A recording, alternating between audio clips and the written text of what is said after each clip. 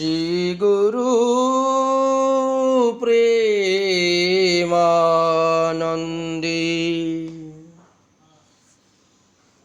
নিতাই গৌর সীতানাথ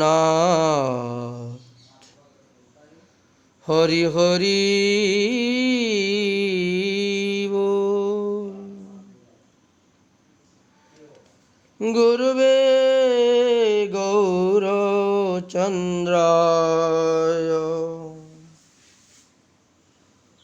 রাধিকায় তদালয়ে কৃষ্ণায় কৃষ্ণ ভক্তায় তদ্ভক্তায় নমো নমঃ। সদী ভক্তবৃন্দগণ,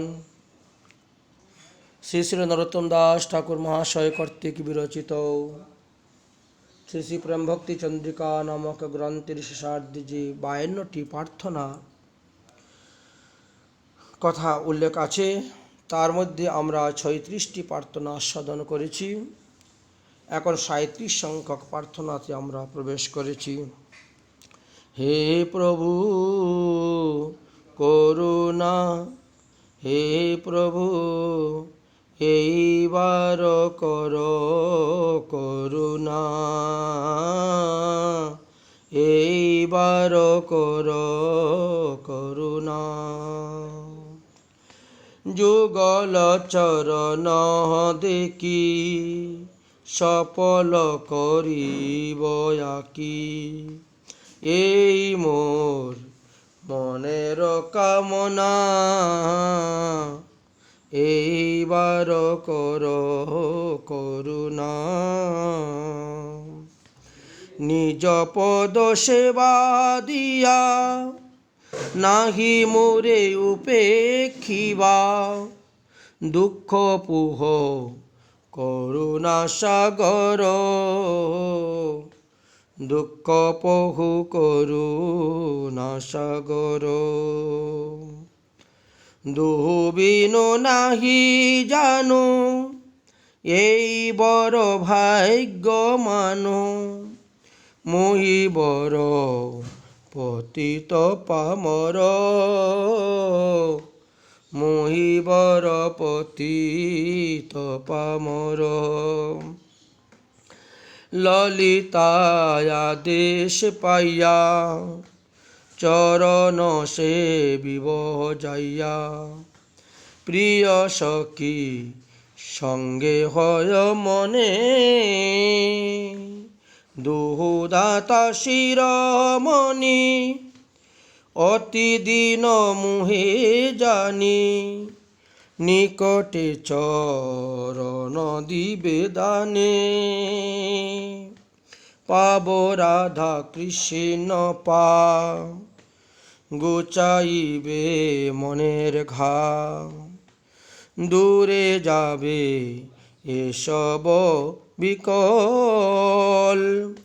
নরোত্তম দাসে কয় এই বাঞ্ছা সিদ্ধ হয়, দেহ প্রাণ সকল সফল, দেহ প্রাণ সকল সফল। শ্রীল ঠাকুর মহাশয় লীলা স্মরণের স্ফূর্তি ভঙ্গনের পর অতিশয় দৈন্য উদয়ে এই পদবাক্য বলেছেন। সাধক আবেশে শ্রীকৃষ্ণের নিকটে যুগল সেবার প্রার্থনা করিতেছেন এই পদে। তাই প্রথমত বলিলেন, হে প্রভু এইবার করহ করুণা, যুগল চরণ দেখি সফল করিব আঁকি, এই মোর মনের কামনা।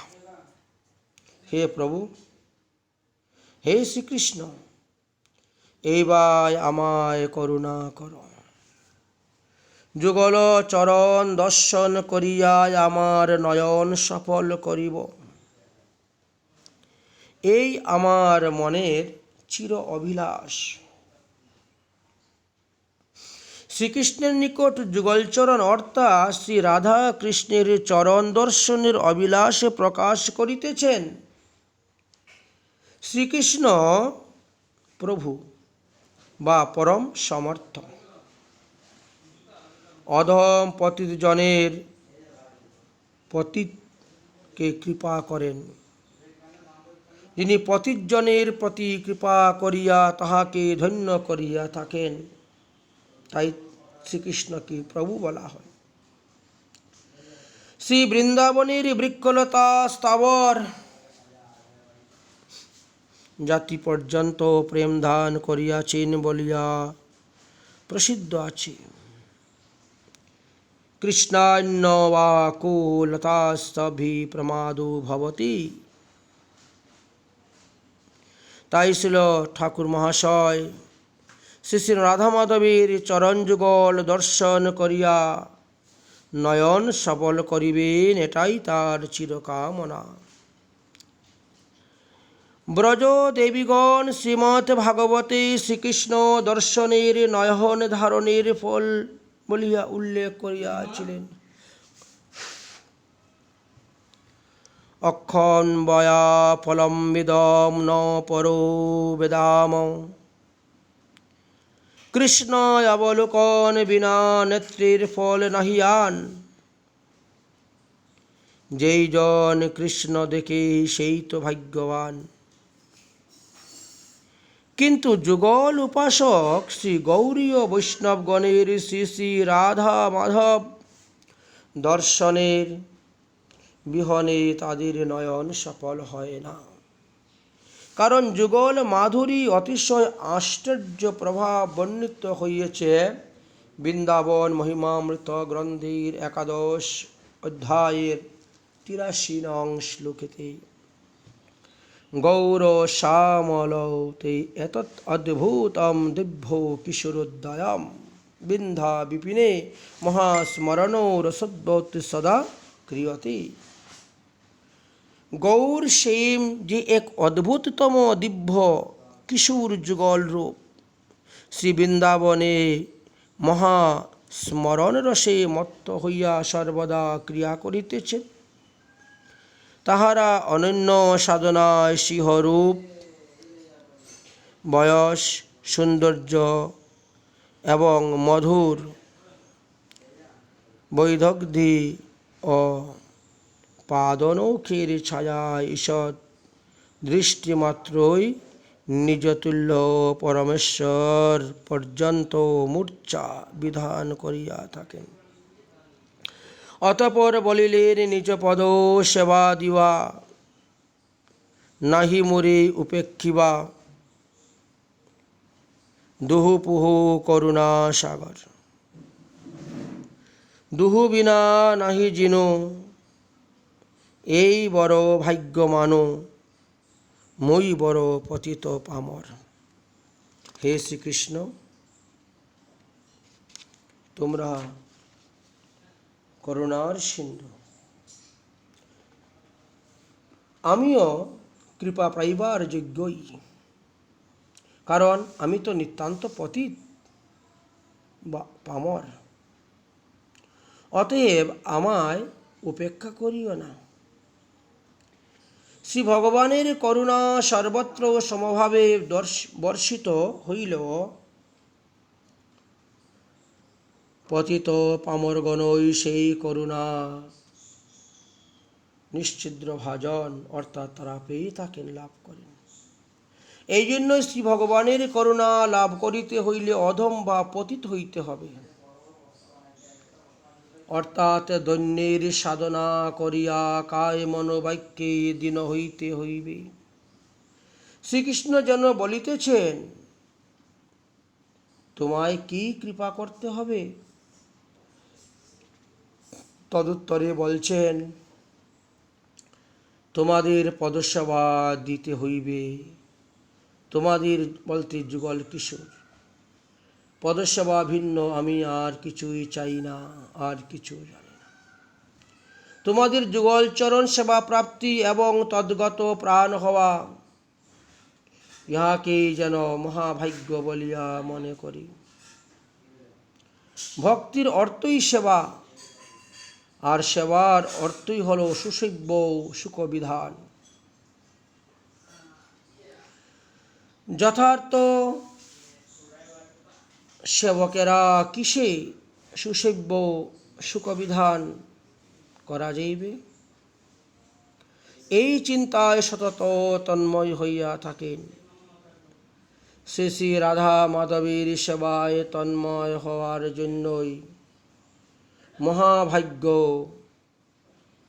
বিশ্বে আর কিছুই নাই।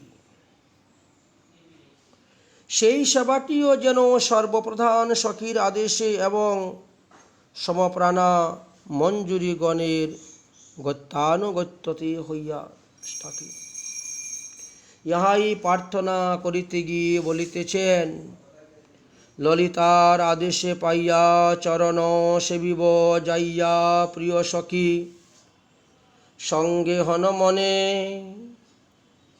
দহুদাতা শিরোমণি, অতিদিন মোরে জানি নিকটে চরণ দিবে দানে।